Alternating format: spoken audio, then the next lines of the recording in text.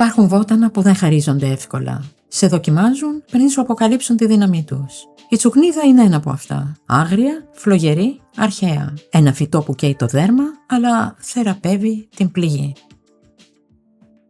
Στο κανάλι μας υπάρχει ήδη ένα μεγάλο αναλυτικό βίντεο για τις ιαματικές της ιδιότητες, από τη δράση της στο αίμα, τα οστά, το δέρμα και τις φλεγμονές, μέχρι τις χρήσεις της σε εγχήματα, αφεψίματα, βάματα, ποδόλουτρα και λουσίματα. Ένα πλήρες βοτανολογικό ταξίδι με τον σχετικό σύνδεσμο να βρίσκεται κάτω στην περιγραφή.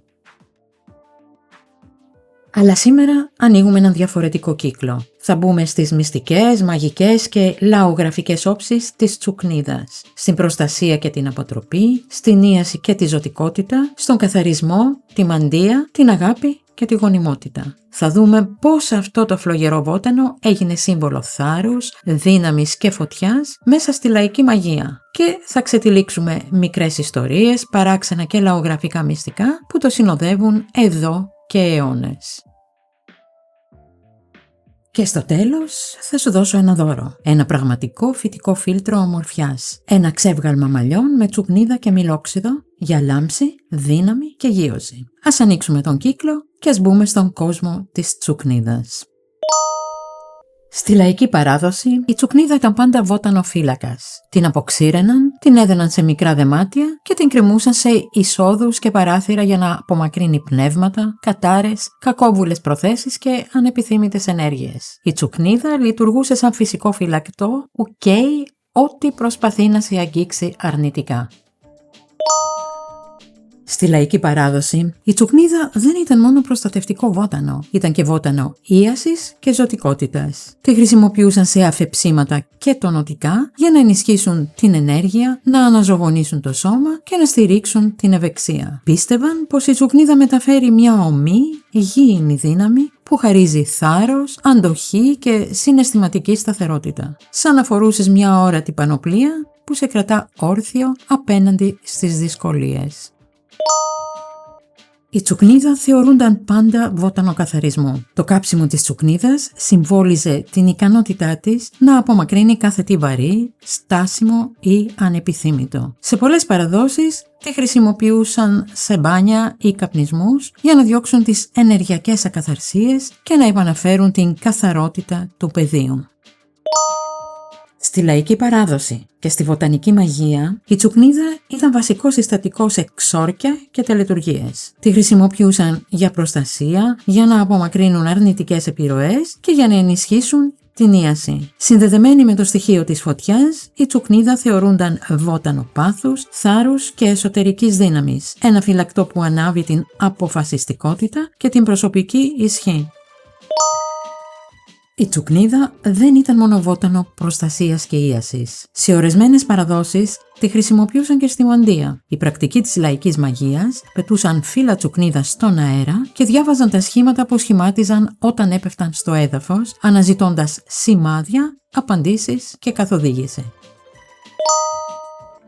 Η τσουκνίδα έχει βαθιές ρίζες στη λαϊκή ιατρική. Για αιώνες τη χρησιμοποιούσαν για τις θεραπευτικές της ιδιότητες, για πόνους, για ενίσχυση του αίματος, για γενική ευεξία. Στη λαϊκή μαγεία, αυτή η θεραπευτική της δύναμη θεωρούνταν ιερή. Ένα βότανο που στηρίζει την υγεία, δυναμώνει το σώμα και ανανεώνει την ενέργεια. Σε ορισμένες ευρωπαϊκές παραδόσεις, η τσουκνίδα θεωρούνταν ισχυρό φυλακτό απέναντι στις σκανταλιές των νεράιδων και άλλων πνευμάτων της φύσης. Την φύτευαν γύρω από τα σπίτια ή την φορούσαν πάνω τους για προστασία, πιστεύοντας ότι κρατά μακριά κάθε πλάσμα που θα μπορούσε να φέρει αναστάτωση ή αταξία. Σε πολλές παραδόσεις, η τσουκνίδα συνδέθηκε με τη γονιμότητα και τη μαγεία της αγάπης. Τη χρησιμοποιούσαν σε ξόρκια που στόχευαν στο να δυναμώσουν έναν δεσμό ή να βοηθήσουν μια σχέση να αναπτυχθεί. Η ζωηρή καυτή ενέργειά της θεωρούνταν σύμβολο πάθους, ζωντάνιας και δημιουργικής δύναμης. Μικρά μυστικά της τσουκνίδας. Η τσουκνίδα καίει και υπάρχει λόγος γι' αυτό. Ο μίσχος και τα φύλλα της τσουκνίδας είναι καλυμμένα με μικροσκοπικές βελόνες που περιέχουν ακετιλοχολίνη, μυρμικικό οξύ, ισταμίνη και σερωτονίνη. Όταν αγγίζουν το δέρμα, προκαλούν το χαρακτηριστικό κάψιμο, μια φυσική άμυνα του φυτού, αλλά και σύμβολο της φλογερής του ενέργειας στη λαϊκή μαγεία.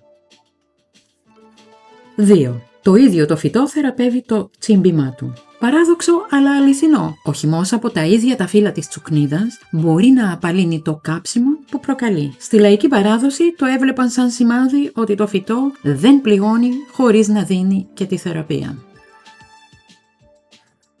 3. Οι στρατιώτες του Ιούλιου Καίσαρα την χρησιμοποιούσαν για να μένουν ξύπνοι. Λέγεται ότι οι λεγεωνάριοι του Καίσαρα στις εκστρατείες μεταξύ 58 και 45 π.Χ. χτυπούσαν τα πόδια τους με τσουκνίδες για να παραμένουν σε εγρήγορση. Η τσουκνίδα ήταν το φυσικό τους ξύπνημα. 4. Από την τσουκνίδα έφτιαχναν ύφασμα. Όταν οι μίσχοι της τσουκνίδας αποξηραίνονταν και χτυπιούνταν, έδιναν ίνες παρόμοιες με λινάρι ή κάναβη. Σε παλαιότερες εποχές έφτιαχναν από αυτές ρούχα, σάκους και υφάσματα καθημερινής χρήσης. 5. Το αφέψιμα τσουκνίδας κόβει το γάλα. Ένα δυνατό αφέψιμα τσουκνίδας μπορεί να πήξει το γάλα λειτουργώντας ως φυσικό υποκατάστατο της πιτιάς στην παραγωγή τυριού. Ένα μικρό πρακτικό θαύμα της βοτανικής. 6. Η βιομηχανία καλλυντικών την λατρεύει. Η τσουκνίδα χρησιμοποιείται ευρέως σε σαμπού και conditioners χάρη στις τονωτικές και καθοριστικές της ιδιότητες. Στη λαϊκή παράδοση έλεγαν ότι ξυπνά το τριχωτό και ενισχύει τη ζωντάνια των μαλλιών.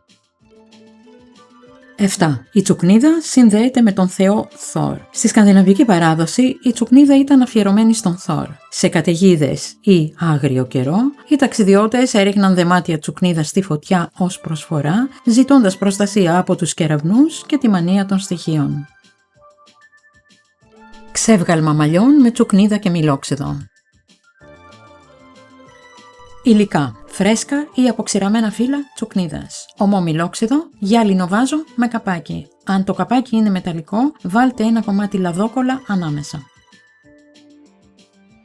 Προετοιμασία: γέμισε ένα καθαρό βάζο με φρέσκια τσουκνίδα ή μέχρι τη μέση αν είναι αποξηραμένη. Κάλυψέ τη πλήρως με μιλόξιδο. Κλείσε το βάζο και φύλαξέ το σε δροσερό σκοτεινό μέρος για 2 με 4 εβδομάδες, ανακοινώντας το απαλά κάθε μέρα. Όταν είναι έτοιμο, σούρωσέ το και φύλαξέ το σε μπουκάλι.